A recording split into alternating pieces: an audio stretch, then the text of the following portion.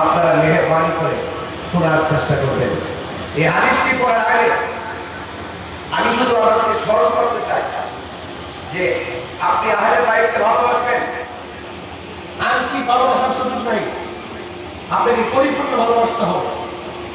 আপনি রাসূলুল্লাহকে ভালোবাসবেন, আংশিক ভালোবাসার সুযোগ নাই। ইউনিভার্সিটির ট্রুথ হিসেবে করছি, আপনাকে পরিপূর্ণ ভালোবাসতে হবে। যারা পরিমাণ ঘৃণা করার কোনো সুযোগ নেই। আল্লাহকে ভালোবাসবেন, যারা পরিমাণ ঘৃণা করার কোনো সুযোগ নেই। এই জন্য আল্লাহ বলছেন, ইয়া আইয়ুহাল্লাযীনা আমানু দুখুলু ফিস-সিলমি কাফা।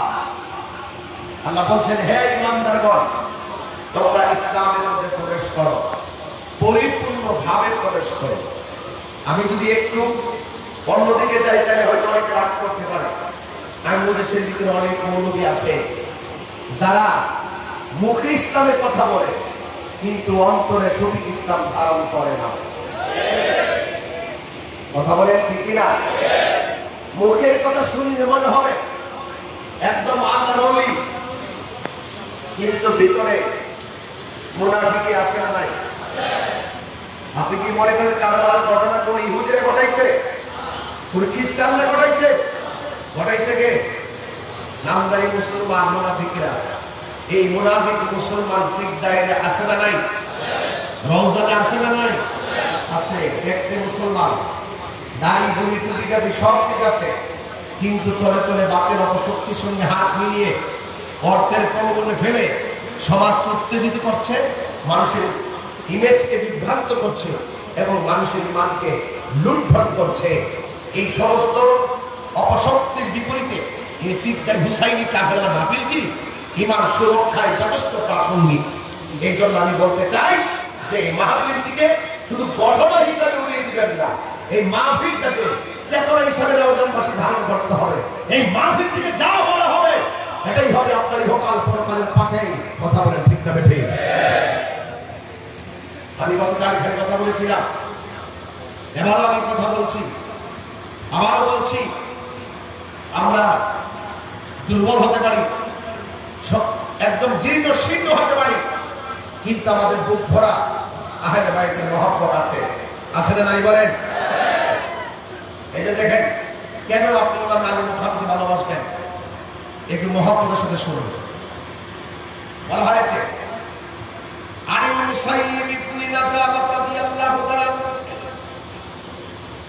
قال علي بن ابي طالب رضي الله تعالى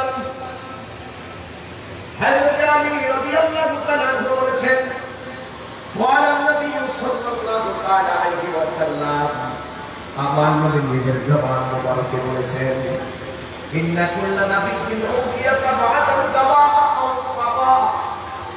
আমার নবী আপনার নবী বলেন, আদম সফিউল্লাহ থেকে ঈসা রুহুল্লাহ পর্যন্ত কিয়ামত পর্যন্ত যত নবী রাসূল দুনিয়াতে এসেছেন, আল্লাহ রাব্বুল আলামিন সব নবী রাসূলদের জন্য 7 জন করে মনীষী দান করেছেন।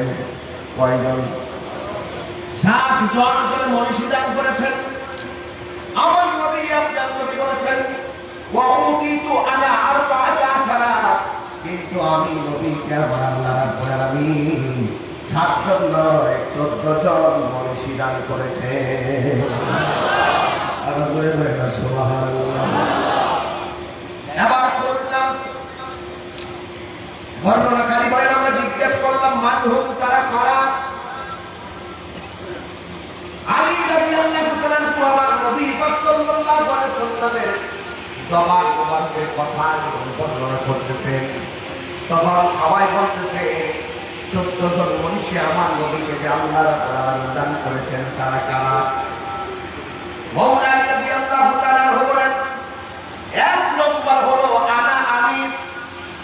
14 জন মনীষীর ভিতরে 1 নম্বর তিনি হলেন আমি, হযরতে আলী। আলী রাদিয়াল্লাহু তাআলা কে ভালোবাসা শুধুমাত্র ঈমান নয়, ঈমানের অবিচ্ছেদ্য অংশ। কথা বলেন ঠিক না বেঠিক? এরপরে প্রশ্ন করা হয়, তারপরে কে? হযরত আলী রাদিয়াল্লাহু তাআলা বলেন, ওয়া ইবনা, এরপরে হলো আমার 2 কলিজার টুকরা, একজনের নাম হলো ইমাম হাসান, 2 নম্বর হলো ইমাম হুসাইন।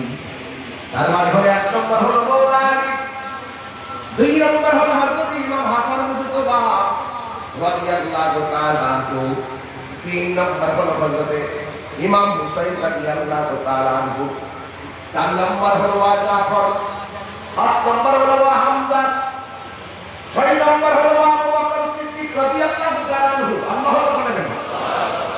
7 নম্বর হলো হযরত ওমর রাদিয়াল্লাহু তাআলা আনহু, 8 নম্বর হলো মুসআব ইবনে উমাইর রাদিয়াল্লাহু তাআলা আনহু, তারপরে হলো হযরত বেলাল রাদিয়াল্লাহু তাআলা আনহু, তারপর হলো হযরত সালমান রাদিয়াল্লাহু তাআলা আনহু, এরপর হলো হযরত আম্মার রাদিয়াল্লাহু তাআলা আনহু, এরপর হলো হযরত মিকদাদ রাদিয়াল্লাহু তাআলা আনহু, এরপর হলো হযরত হুযায়ফা রাদিয়াল্লাহু তাআলা আনহু, এরপর হলো আব্দুল্লাহ ইবনে মাসউদ রাদিয়াল্লাহু তাআলা আনহু।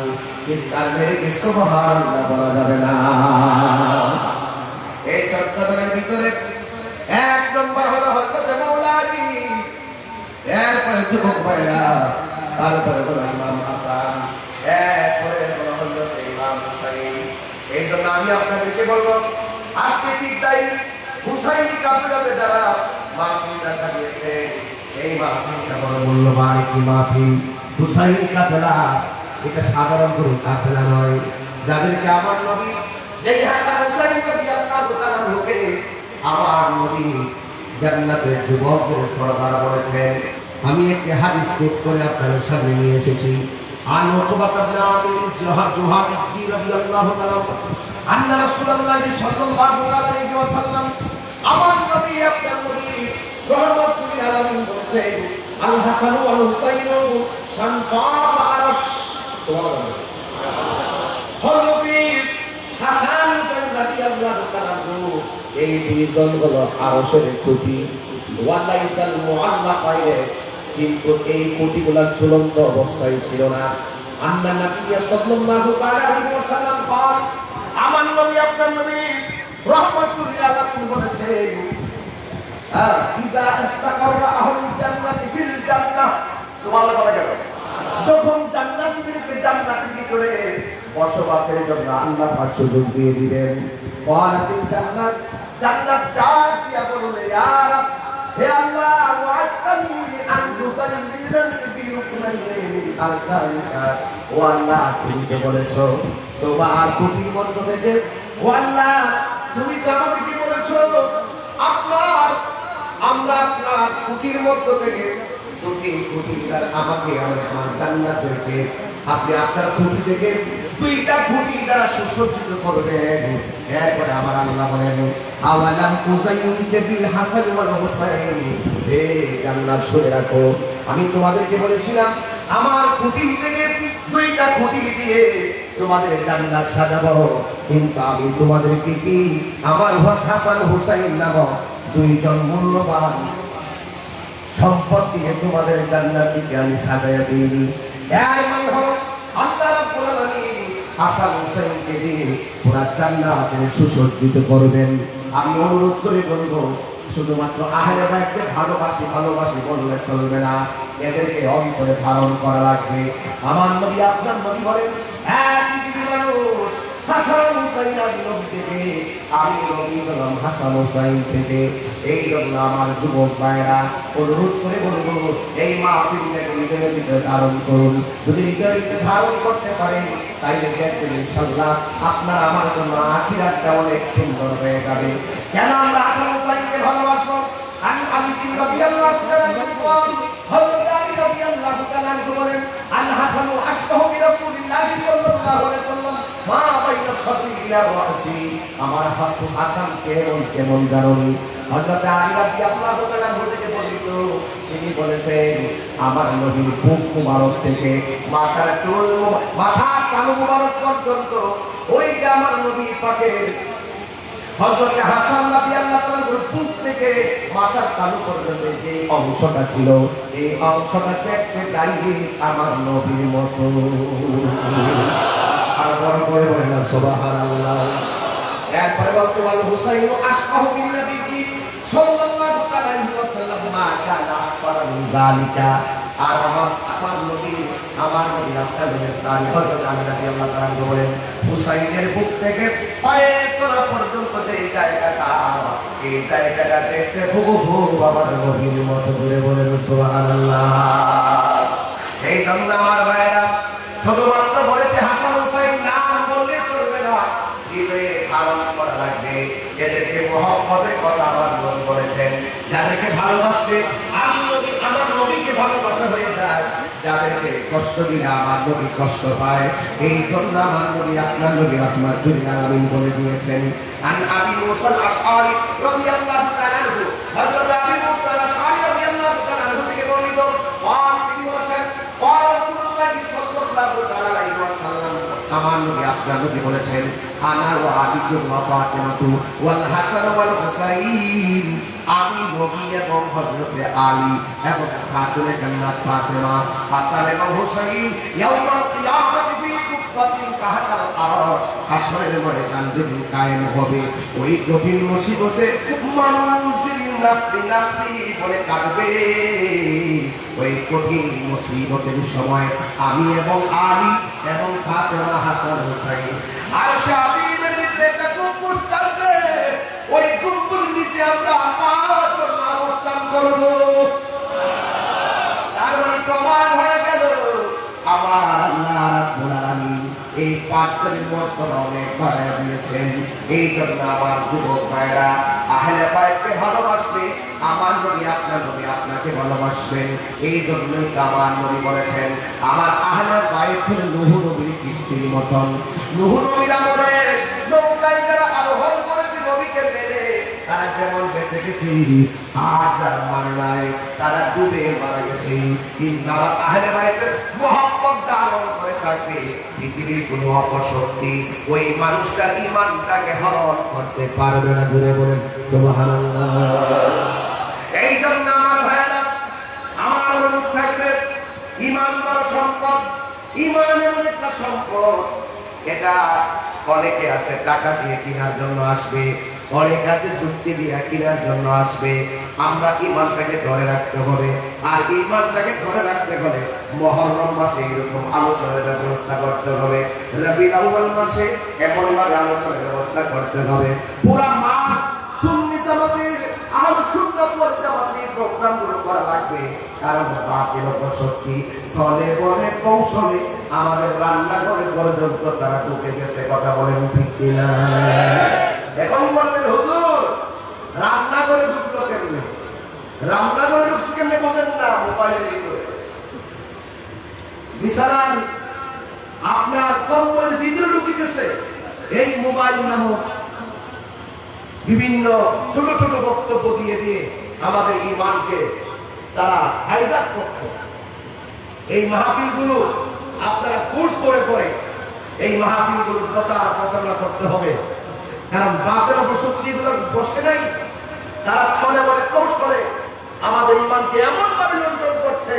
আমি গত 3 দিন আগে শুনেছি একজন ধর্মীয় আলোচক মুখে দাঁড়িয়েছে ভেরি সেলিব্রিটি, কিন্তু তিনি বলেছেন কারবালার জমিনে ঘটনার পিছনে এজিদের কোনো দোষ নাই।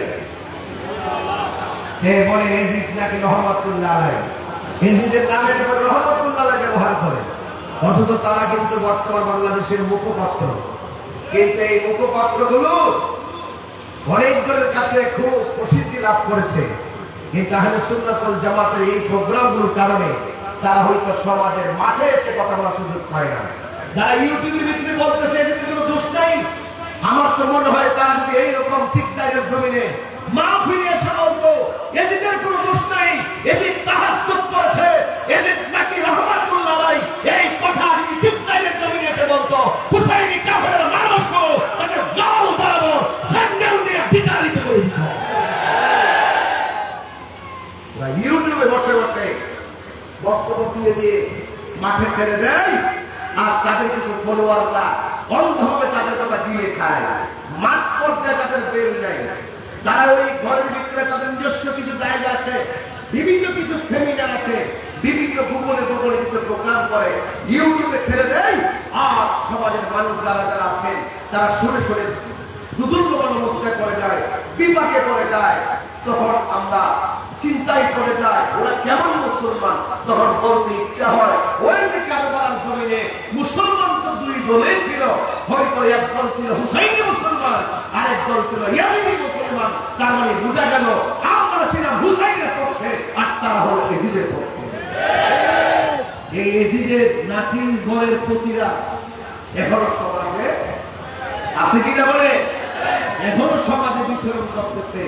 এদের থেকে যদি সাবধানতা অবলম্বন করতে হয়, এদের কাছ থেকে যদি বাঁচতে হয়, আর মানুষগুলোকে যদি ওই ঈমান সুরক্ষার কোন ধরনের রাস্তা দেখাতে হয়, চিন্তায় হুসাইন কাফেলার মাহফিলগুলো এই সমাজের জন্য বেশ উপকারী। ঈমান রক্ষা, কি রক্ষা? ঈমান রক্ষা। আজকে গতকাল দেখেন না ভেনেজুয়েলা এমন ভূমিকম্প হয়েছে, মাত্র এক মিনিট এমন ভূমিকম্প হয়েছে, আশঙ্কা করতেছে প্রায় 1 লক্ষ লোক মারা গেছে। কয় লক্ষ? 1 লক্ষ লোক মারা গেছে। এই ভূমিকম্পের চাইতে বড় বড় ভূমিকম্প হলো এজিদপন্থীরা। এই ভূমিকম্পের চাইতে বড় ভয়ঙ্কর ভূমিকম্প হলো বাতের অপশক্তিরা। কারণ ঘর গেলে ঘর পাওয়া যায়, জীবন গেলে জীবন পাওয়া যায়, কিন্তু ঈমান গেলে ঈমান পাওয়া যায়। ঈমান বিধ্বংসীরা ভূমিকম্পের চাইতে খারাপ, ঈমান বিধ্বংসীরা আইলার চাইতে খারাপ, ঈমান বিধ্বংসীরা নার্গিসের চাইতে খারাপ, ঈমান বিধ্বংসীরা মুরগি জব চাইতে খারাপ। এই জন্য টাকা গেলে টাকা পাওয়া যায়, কিন্তু ঈমান গেলে ঈমান পাওয়া যায়। ঈমান কি ছোট সম্পদ না বড় সম্পদ? অনেক বড় সম্পদ। এটা বড় নসিব লাগে। কি লাগে? এটা নসিব লাগে, নসিব। এই জন্য যাদের নসিব ভালো তারা হুসাইনের প্রেমে উদ্ভাসিত হয়েছে, আর নসিব মন্দ ইসলাম পেয়েও তারা প্রকৃত ইসলাম ধারণ করতে পারে না। কথা বলে ঠিক কিনা? আমার ভাইরা, এগুলো আপনাদেরকে বলবো, এই মাহফিলে যেহেতু এসেই পড়েছেন, আল্লাহর ওয়াস্তে শুধু ঈমানটা ঠিক রাখেন। ঈমান ঠিক রেখে নামাজ পড়েন, কাজে লাগবে। রোজা রাখেন, কাজে লাগবে। হজ করেন, কাজে লাগবে। যাকাত দেন, কাজে লাগবে। আমরা যারা আহলে সুন্নাত ওয়াল জামাত আছি, এখন জবান সমস করে বলুন, আমরা সুন্নি জামাত কি এখন 2 না 1? আওয়াজ তো আসতে হয়েছে। আমার পোলাপানগুলো বলুন, ছেলেগুলো বলুন, হ্যাঁ যুবক ভাইরা, এখন মুরব্বীরা সহকারে হাত তোলেন, একটু বলেন আমরা কি 2 না 1? আরো বড় করে হবে 2 না 1? পীর মাশায়েখরা কি 2 না 1? আমরা সাংগঠনিক ভাবে আমাদের একাধিক রাজনৈতিক প্ল্যাটফর্ম আছে, আমরা কি 2 না 1? যে কোনো দরবার হল আমরা 1, আহলে সুন্নাত ওয়াল জামাত হল আমরা 1।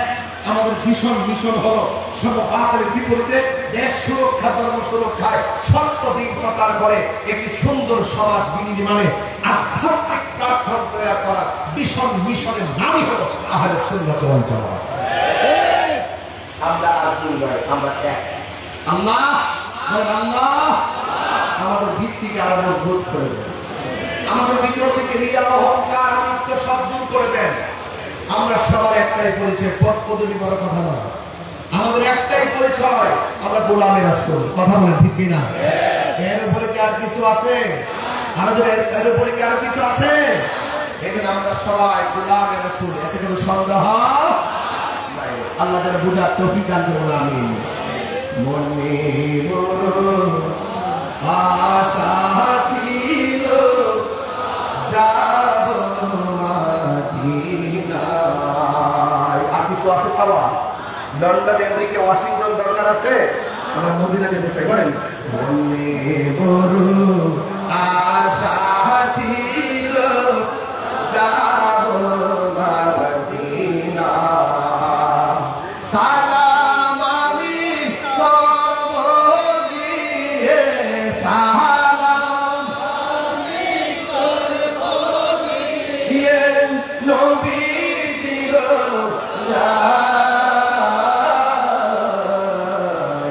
মনে বড় যাব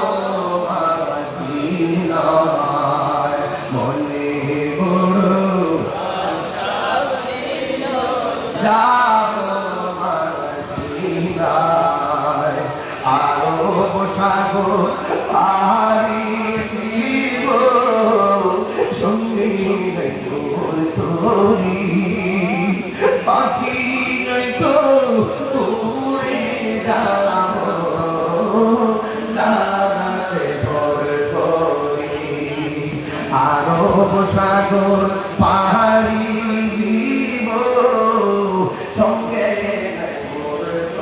বলি পাখি নয়তো উড়ে যাব ডানাতে বলে করি আমার আশায় আছে সম্বলনায় আশা নাই করি দিও বলে বড়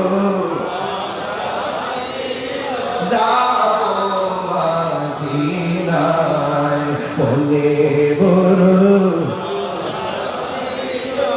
যাব মদিনায় একটা জবান বন্ধ রাখবেন না মহব্বতে মায়ার সুরে বলুন সুবহানাল্লাহ।